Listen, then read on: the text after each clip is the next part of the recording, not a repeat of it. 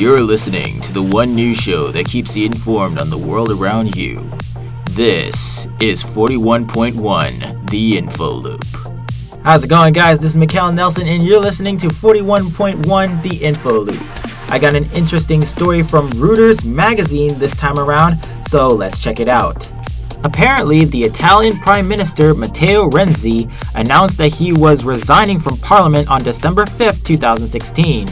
This decision was due to the result of a referendum over constitutional reform for the country. This decision by the Prime Minister has now Eurozone's third largest economy in a state of political limbo. President Sergio Mattarella told Prime Minister Renzi that he should stay until Parliament had the budget for 2017, after which he would be free to resign.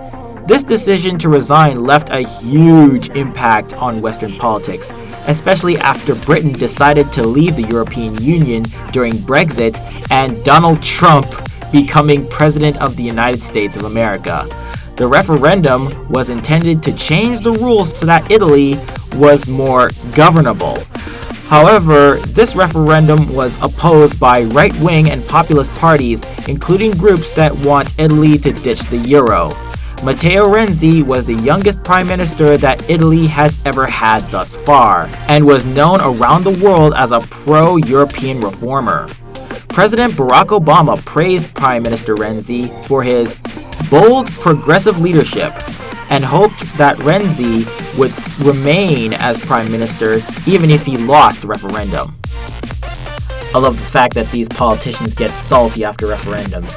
If I remember correctly, there was at least 2 politicians in Britain who resigned from Parliament after the referendum for Brexit, and we all know how salty people got after that. I don't understand why Prime Minister Renzi had to resign after this referendum was voted on and passed and whatever else. But it seemed for the fact that he was mostly going after an agenda of some sort, at least that's what I'm getting from it, which is why he had to split right after his loss and just take the loss. And I kind of find it funny that Italy has both a president and a prime minister. I don't exactly know how that works. I always thought that president and prime minister were sort of the same rank, like no matter like which country it is. So I don't know if somebody can comment down below as to how that would work. I'm pretty sure it has something to do with Italy's government system, so who knows, maybe you guys can educate me on how exactly that would work. But I want to address the part in the article where it says that there were a lot of right-wing and populist parties.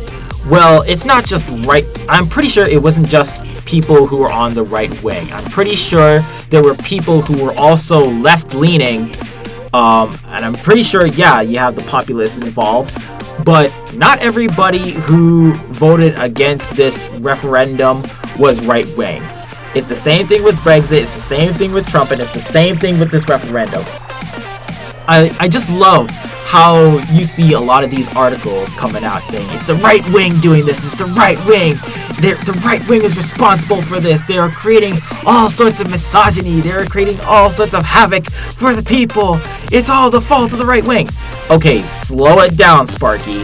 In case you didn't realize, it's not just the right wing who voted for this. As I said before, you have people who don't want certain things being passed within government. And by the way, what do they mean by make Italy more governable? More governable for who? For what? I don't get it. As if Italy wasn't governable before? Like, if Italy has a democracy, then of course it's governable. What, like, how would they make Italy more governable? Would they make the people more governable? Would they make the political system more governable? Would they make the economy more governable? How? How would this referendum make Italy and its people more governable? That just struck me as kind of odd, because I don't know, when I hear that, it sounds to me like they were trying to pass this referendum in order to gain further control over the people than what they already had. So it kind of struck me as a bit off. So if anything, I'm glad that the people voted against it. More freedom to them, more power to them. And you know what? I wish them all the best for their individual sovereignty, and I hope that they gain more freedom in the years to come. And this is why people should remain ever vigilant for when these sorts of referendums, these bills, these laws, like when they come up and they try to pass them. And a lot of the times that you find that these laws will screw you over. A perfect example I can think about this was the TPP. The TPP, by the way, which is one of the worst bills ever conceived, which would literally put power in the hands of the corporations, even to the point where if something were to happen where, say, the government passed a bill that would interfere with their bottom line, you want to know what the corporations would have the power to do if the TPP was passed? If the TPP was passed, then corporations would be able to take the government to court and have them punished for losing whatever profits they could have made because of the new laws that have been made, especially if they're in favor of the people. And on top of that, you have all sorts of ridiculous copyright laws attached to it. And last time I checked, even though the people fought against it and they didn't get it passed officially, like how it goes through the House, the Senate, just by itself, they snuck the TPP within another law because they wouldn't expect the people reviewing that other bill to find the TPP within that second bill. So it's kind of like a cheap trick they use, and it's really underhanded. I don't know how the people are dealing with the TPP now. Last I checked, the TPP was still passed because they snuck the TPP within that second law, but it's stuff like this that the people should really, really look out for, because it's stuff like this that's really insidious, and it really just goes to show that the government really doesn't care, that the governments, the politicians, they don't care. They just want to push their agenda. They want to push whatever changes that suit not only them, but their constituents and whoever they are partnered with. Do they honestly care about the people who put them in power in the first place? I think I addressed this last time, but the same thing still applies here.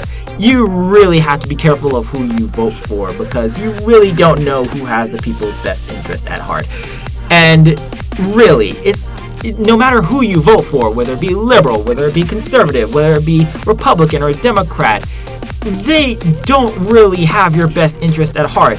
They promise you all these things, they promise you all these changes, when really, in the end, no matter who you vote for, you're just going to be left with empty promises and broken dreams.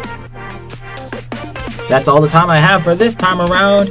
Tune in next time for when I have another interesting news story to share with you. And as always, free your mind. This is Matteo Nelson, and you have just listened to 41.1 The Info Loop.